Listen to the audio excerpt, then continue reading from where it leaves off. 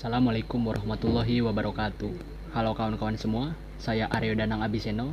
Pada video ini saya akan menjelaskan mengenai proses pemanenan dan penanganan sampai proses ekspor impor komoditas tanaman air, yaitu Buce Palandra SP.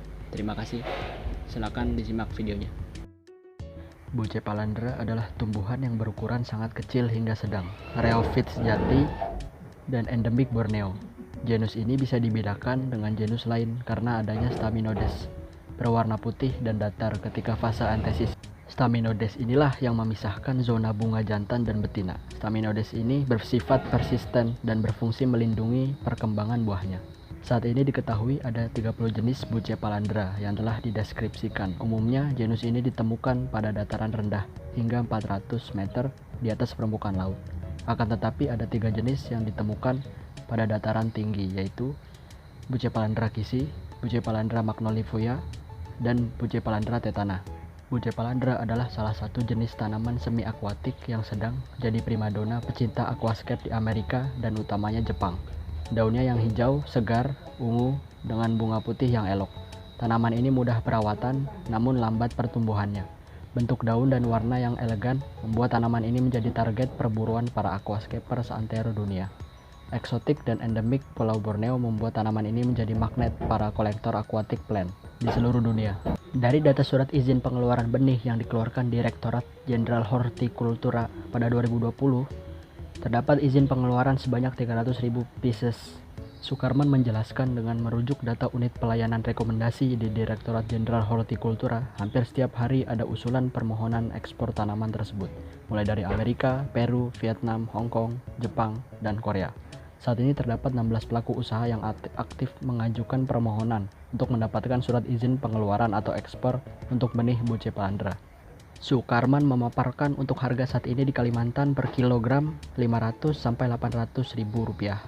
Untuk di luar Kalimantan 500 ribu sampai 1 juta rupiah, tergantung jenisnya. Dan untuk per rhizome atau per piecesnya di dalam negeri sekitar 2.500 sampai 10.000 rupiah.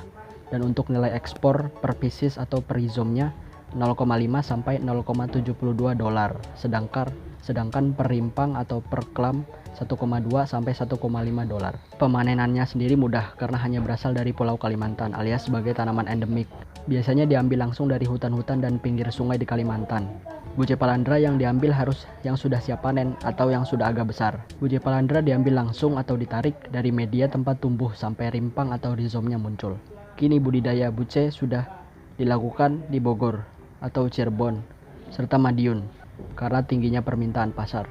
Kemudian untuk penanganannya sendiri, biasanya Buce Palandra yang diambil langsung dari alam ataupun yang sudah dicoba dibudidayakan masih dalam bentuk terpisah-terpisah atau batangnya masih gabungan dari beberapa rhizome. Kemudian dari batang-batang atau rhizome tersebut dapat disatukan menjadi bentuk klam tergantung permintaan pasar. Makin besar ukuran klam makin mahal. Salah satu caranya adalah dengan menjahit akar atau rhizome Buce Palandra dengan benang menjadi satu klam. Sebelum dikirim biasanya tanaman dilakukan pemeriksaan secara fisik dan harus dipastikan terbebas dari siput atau hama yang terkadang bersembunyi di sela-sela batang tanaman. Buce Palandra yang sudah disiapkan terlebih dahulu dilap atau dikeringkan supaya tidak busuk atau lumer di perjalanan. Kemudian dipacking menggunakan plastik atau kemasan. Contohnya menggunakan plastik es atau plastik klip. Udara di dalam plastik dibuang agar tidak memunculkan pertumbuhan bakteri atau jamur. Buce Palandra darat kemungkinan dapat bertahan selama 1 bulan lamanya. Dan untuk Buce Palandra daun air bertahan selama 2 minggu selama di perjalanan. Lalu plastik diberi packing lagi menggunakan box atau kardus atau karton, dan agar tidak penyok atau terlekuk lebih aman diberi packing kayu tambahan. Untuk transportasinya atau distribusinya dapat menggunakan angkutan darat seperti truk untuk negara daratan seperti antara Indonesia, Malaysia, dan Brunei di Pulau Kalimantan. Untuk transportasi udara menggunakan kargo pesawat udara, dan transportasi laut menggunakan kapal atau di pelabuhan. Kemudian untuk ekspor impor, untuk impornya Indonesia tidak perlu karena komoditas ini sendiri merupakan tanaman asli atau endemik Pulau Kalimantan. Hanya perlu distribusinya saja menggunakan transportasi atau ekspedisi yang dipilih. Sedangkan untuk ekspor tanaman air ini lumayan banyak syarat yang harus dipenuhi dan harus sesuai standar internasional.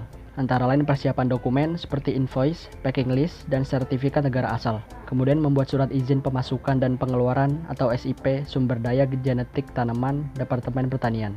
Setelah dokumen lengkap dan tanaman lulus sertifikasi atau karantina ekspor, maka Phytosanitary Certificate dapat diterbitkan oleh Badan Karantina Pertanian. Selanjutnya dapat langsung check-in, kepabeanan, imigrasi, dan boarding.